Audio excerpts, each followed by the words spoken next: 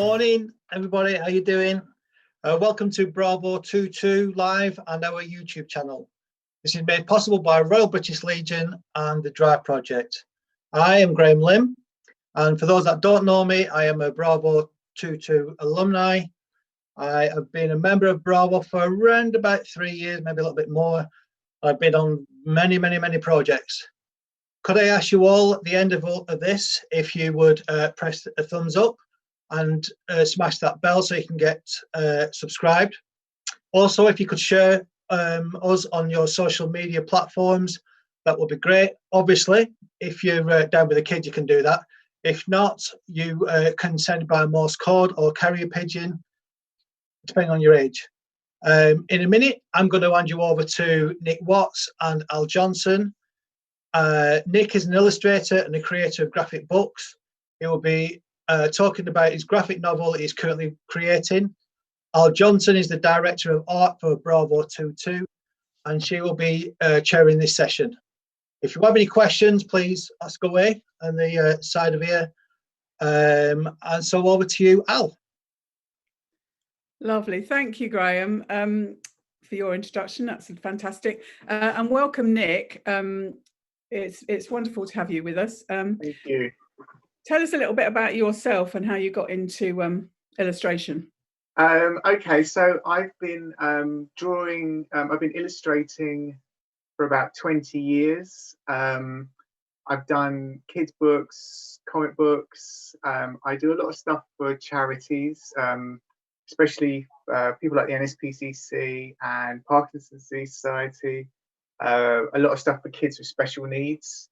And today I'm going to talk to you about my first graphic novel that I'm nearly finished. We're getting near the end now, and it's called Toussaint L'Ouverture and the Story of the Only Successful Slave Revolt in History. It's written by a guy called C.L.R. James. Wow! So first of all, tell us what a graphic book is, because people may not know that. Okay, so it's basically it's a long comic. That's normally I'd say novel length, and I think historically people have thought of comics as being kind of light-hearted superheroes, stuff like that, and obviously you have graphic novels that are like that, but these days, well, basically for like 20 or 30 years, graphic novels have started to tackle much more serious issues and are more aimed at adults or older teenagers.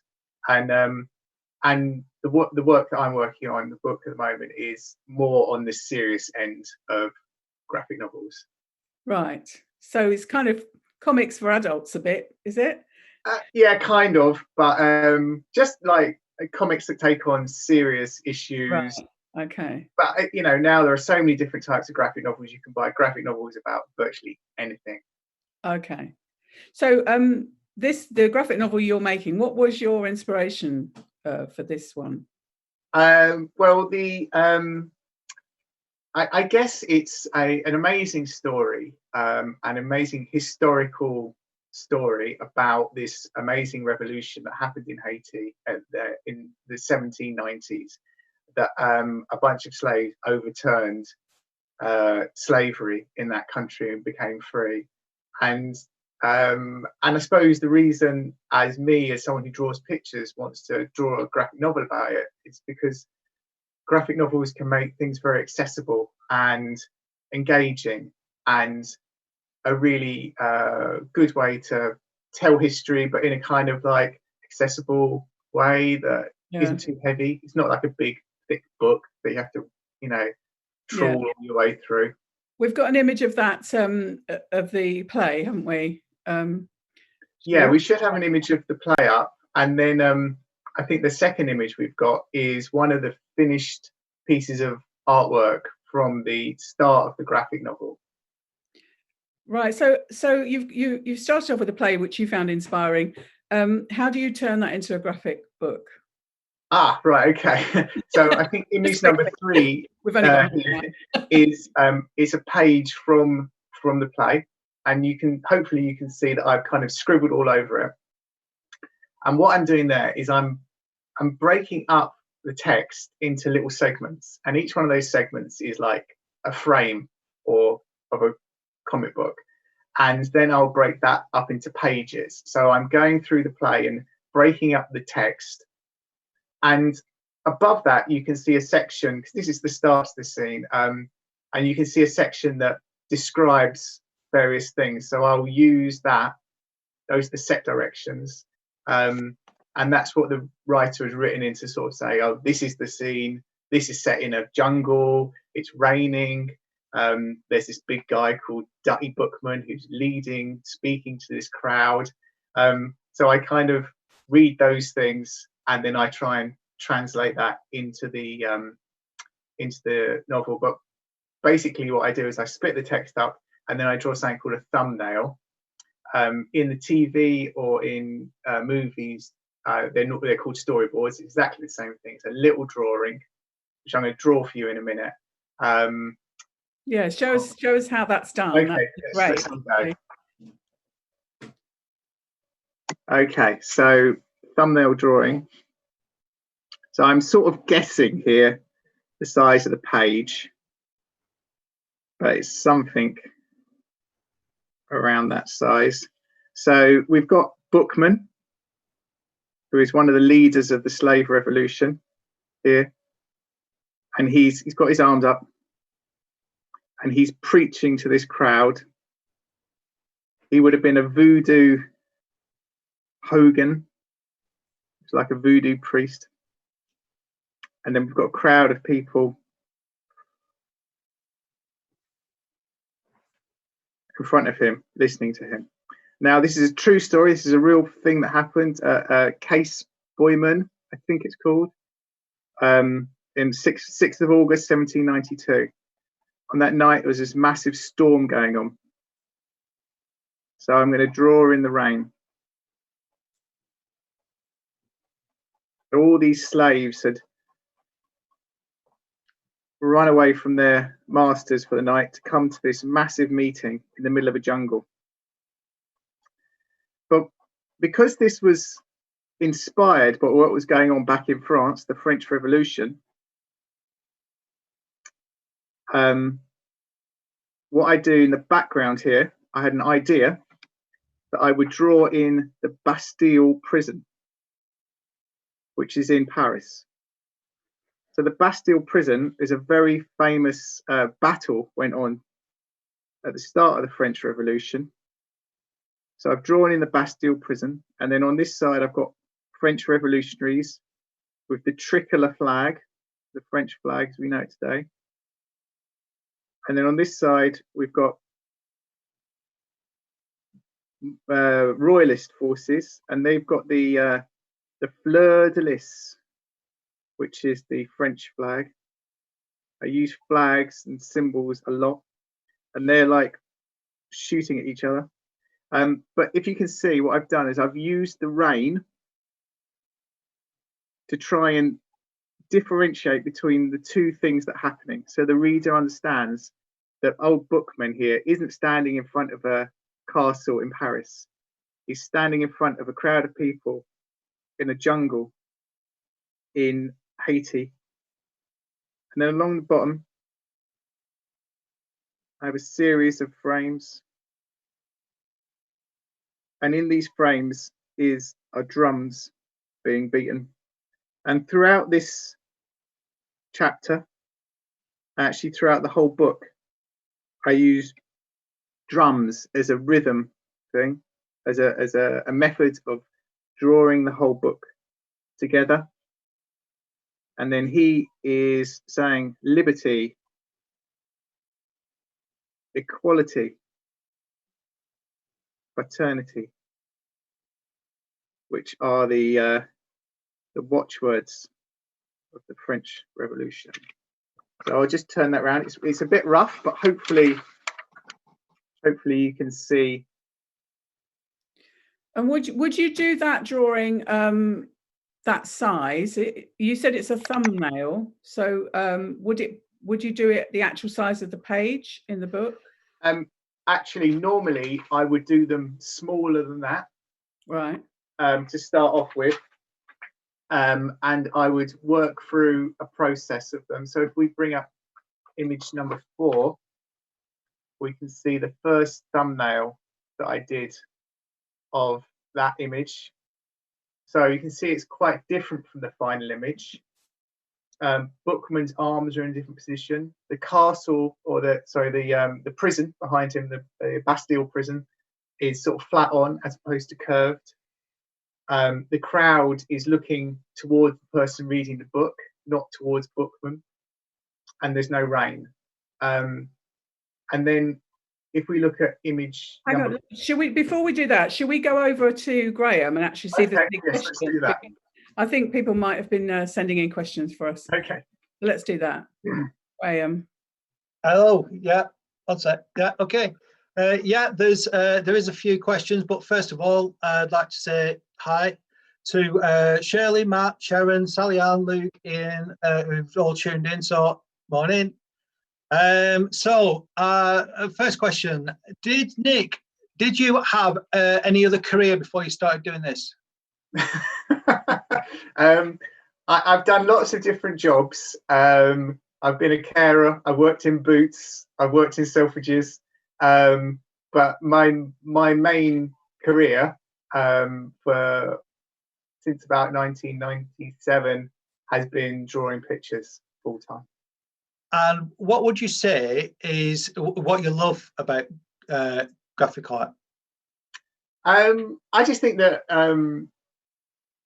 graphic novels are a really good way of communicating with people, and for me, it's all about really clear communication. And part of the work that I've done for charities for kids with special needs is all about really, really, really clear communication with people.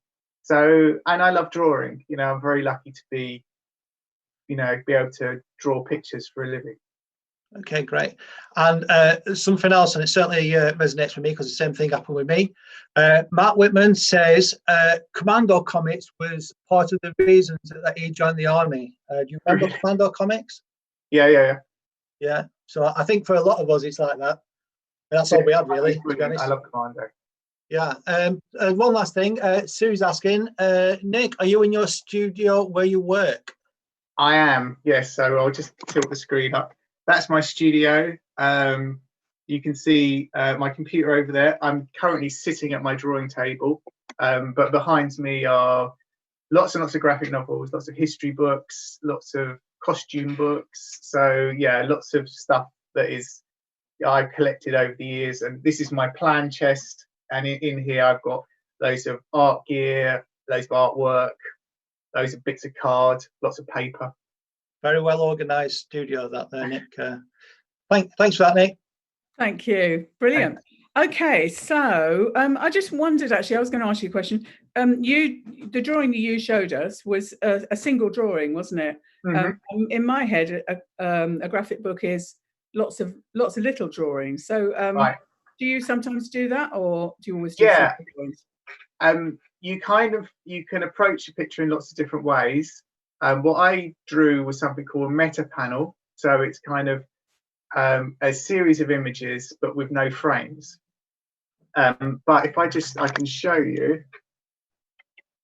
we go like that. Okay, so I'll just show you some different examples of things you can do with pages and why you might choose to do that. Because as you lay out the page,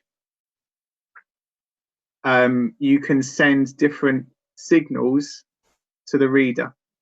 So it's very rough, unfortunately, but there you go. So here I'm drawing some regular size boxes, and this is what you might recognize most normally as a comic book page. And these regular size boxes show a rhythm, they show normality, everything's kind of normal, equal. Whereas, say, if I wanted the reader to read the page very fast, so something very intense was happening, I might kind of counterintuitively draw lots of little boxes, and that would speed the reader up like that. Just fill that whole page. and then you'd have things happening in each box. Or alternatively, if I want to slow the reader down and they want to study a page, maybe I would draw one image, maybe of a city with some mountains in the background. And if it's a really, really detailed picture, lots of little bits of detail, you know, most of my pictures are pretty detailed, but if I went really, really detailed, somebody might look at that, study it for a while, and I can slow them down. So all this is about basically manipulating the reader's emotions, just like a novelist would do. And then finally, if I want to speed things up, make it look like action going on or danger, I can start to use angular shapes. So maybe I've got a motorbike chase going on, a guy on a motorbike here, speed. In this frame, I've got the motorbike like this, a bit rubbish, but I think you get the idea. Here I've got a close-up of his face. So there's a few examples of the different types of things ways you can approach a frame, but it's quite intuitive, really. Yeah. So you're using the framing device really to set up different moods or different speeds going through the story. Yeah, as the story arc kind of goes up and then down, because all stories have bits where they're really exciting and then bits where it's a bit more flat, like music, and then go back up again. I try and use the frames and the pages to make the reader have different kinds of emotion and to complement the text. And do you go back to the script a lot as you're drawing to check that you're kind of telling the story as it was originally told? Yeah, of course. I continually go back to the script, change things. I might have had a couple of lines grouped as one frame, and I might go, oh, actually, I'm going to change that into a new page, and then split that all up into little bits. So I'm continually rereading the text, reinterpreting it, making sure I understand it, because it's very easy to read a text, but you don't really understand what's going on until you've read it 5 times. So it's always kind of a moving kind of thing, and you're always sort of changing what you're doing. Fantastic. I think we'll go back to Graham, see if we might have some more questions. Graham? Yeah, we definitely have some more questions. So from Sally-Ann.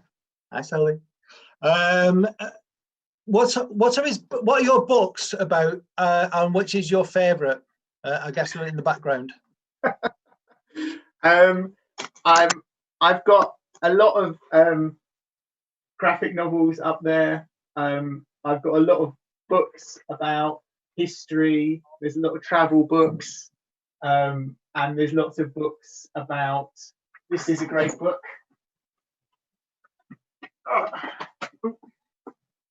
It's called Animal, and it's just got hundreds of different animals in it, so I might use that as reference. That's one of my favorite books. But I've got lots of kind of favorite graphic novels. A guy called Joe Sacco did an amazing graphic novel about the First World War, which is just one long image that folds up into a book. So yeah, I'm not sure I could say I've got a favorite. They're all my favorites, I guess. Good answer. Now I've got a few questions, but they're all pretty much the same, so I'll ask it in my way. Okay. So my best friend is also a graphic artist, but he pretty much always uses tablets and drawing pads and all that sort of modern stuff.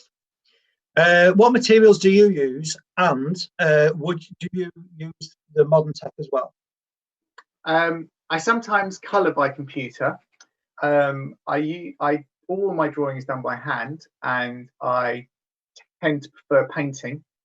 So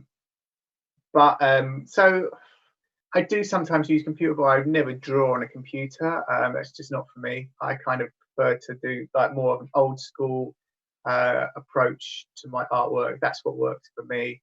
But I think there's, you can do amazing things with computers.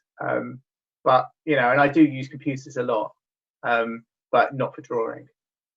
Okay, brilliant. What do you use then? What's your tools of choice? Okay, well look, I'm drawing this graphic novel with a biro. I draw with a mechanical pencil when I'm doing the earlier stages. It's just got tape wrapped around it, so it's more comfortable. A rubber. So it's all very kind of low tech, basic stuff. Brilliant. But you can hopefully make interesting art with it. Okay. Just before I leave, there's one very interesting one. Sarah Howarth, hi, says that she saw some of your work thanking the NHS in the QMC in Nottingham. They saved her life too. So. I've spent a lot of time in the QMC in Nottingham. My mother-in-law was in there for 7 months. Yeah, my artwork's out and about. Yes. Nice. That's great. Nice. That's really nice to know. Thanks, Nick. Oh, thank you. Thanks, Graham. That's amazing. That one of our guys has seen your work. That's brilliant. Okay, Nick. So let's go back. You showed us the first thumbnail yes. drawing. Yeah, image How number. do you get from there to that finished drawing? Can you show us? Okay. So if we bring up image number 4 again. So just to recap, I've got the main character Bookman, and then I've got the crowd looking towards the reader. And so if we bring up number 5, you can see now I'm getting closer to the final image. I've put in the area for the text, but the crowd's still looking at the reader, and they're cheering wildly. And the Bastille Prison is behind, but it's still kind of flat on. And then I got to image number 6, which is the final thumbnail, in which I turned the crowd around to look at Bookman speaking. It all made more sense, and I made them more subdued. And then on the following page that you haven't seen, they go crazy, cheering and shouting and being in support of him. And the Bastille Prison, I kind of curved round. I put in the actual text, and I put in the rain to separate the background in France from the foreground in Haiti. And then I think if we go back to image number 2, that's the final image. So you can see how it's kind of progressed through different images, and I've made decisions, or I've come up with ideas, then I've ditched them and brought in new ideas. Yeah, that's amazing to see that process, and to see it's kind of seeing how not seeing how your mind works, but kind of getting a sense of how you're thinking through the process. Why did you make those changes? So why did you turn the crowd around, for example? I think I reread the text, and I got more of a sense that when Bookman was saying those lines, the crowd was attentively listening and supporting him. But the following text, which I can't remember off the top of my head, it's at that point that they go crazy. So I got the timing a little bit wrong. It's interesting. Yeah. You're talking about timing. It is like a bit like music, isn't it? The way you kind of these the story, the sort of movement through the story. It's absolutely brilliant to see that process. How long has it taken you to get to this point? Well, I've got a fully finished manuscript, and that's being looked at by the publisher. It's taken 7 years to get from the initial idea all the way through to where we are now. But that's not all drawing. There's lots of finding a publisher, speaking to agents. There's lots of stuff like that, lots of waiting around. But there's been a lot of drawing. And we've got a manuscript now that is about 290 pages, although it's going to be cut down a little bit. Is it hard to have your drawings taken out? that you've spent so much time? No, you have to look at on as an opportunity to improve it. Right, that's a very good answer. It's been brilliant, Nic. Thank you so much for showing us your studio and your drawings and your process. It's been really, really interesting. Thank you very, very much. It's been brilliant. Thanks, Al. Thank you. Right, guys, I'm just going to give you a challenge on the basis of Nic's talk. I wonder if you can do a kind of graphic drawing of yourself, maybe with stuff around you that's that tells us more about you. Maybe when Nic was doing that original drawing of the speaker with the crowd around him, he was putting in ideas that referenced what was happening at that moment. So tell us about yourself. So make it doesn't have to be a great drawing. It can be a cartoony drawing, but see if you can make a drawing about you. Tell us a bit more about yourself. Email them into us, or and we'll post them. That's fantastic. Thank you very much for listening to me and listening particularly for Nic to coming on. It was fantastic. Thank you very much. I'm going to hand you back to Graham now. Thank you and goodbye. Thanks, Al. Thanks, Nic. So very, very quickly, next week. So we've got comedy on Tuesday with a very, very funny Lily Phillips and the very mildly chuckly Luke Delahunty. Only joking, Luke. And on Thursday, we've got Al again with Sally Ann, whoever she is, Sally Ann. So yeah, tune in. Don't forget to share us. Now, just before I go, I'd just like to wish an amazing happy birthday to our chief, amazing, beautiful woman that is Alice Driver, and the equally beautiful Lorraine Smith. So happy birthday, ladies. All keep safe, all keep well. Take it easy.